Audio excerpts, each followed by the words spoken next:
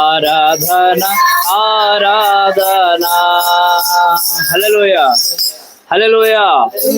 దేవునికి మనం కృతజ్ఞత ఎలా చెప్పాలంటే నిండు మనసుతో చెప్పాలి, పూర్ణ మనసు. దేవుని ఆజ్ఞల్లో ప్రధానమైన ఆజ్ఞ ఏంటి తెలుసా? పరిసర శాస్త్రులు వచ్చి యేసుప్రభు దగ్గర అడుగుతారు, ప్రభా ఆజ్ఞల్లో ప్రధానమైనది ఏంటి అని అడుగుతారు. అప్పుడు యేసుప్రభు ఏం చెప్తారు చెప్పండి? చెప్తున్నారు, మీరు ఇప్పుడే చెప్పండి. నిన్న వాళ్ళని పొరుగువారిని ప్రేమించు.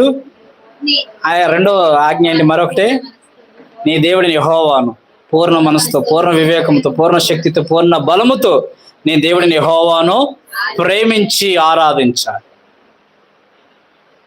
కనుక నిండు మనసుతో దేవునికి కృతజ్ఞత చెప్పాలి. మనం కొన్నిసార్లు మనం అంటాం, మీ అందరి హృదయపూర్వక వందనాలు అంటాం, కానీ హృదయంలో నుండి రాదు ఆ మాట. ఎక్కడి నుండి వచ్చింది? నోట్లో నుండి వచ్చింది. అవునా? అలా చెప్పాలి.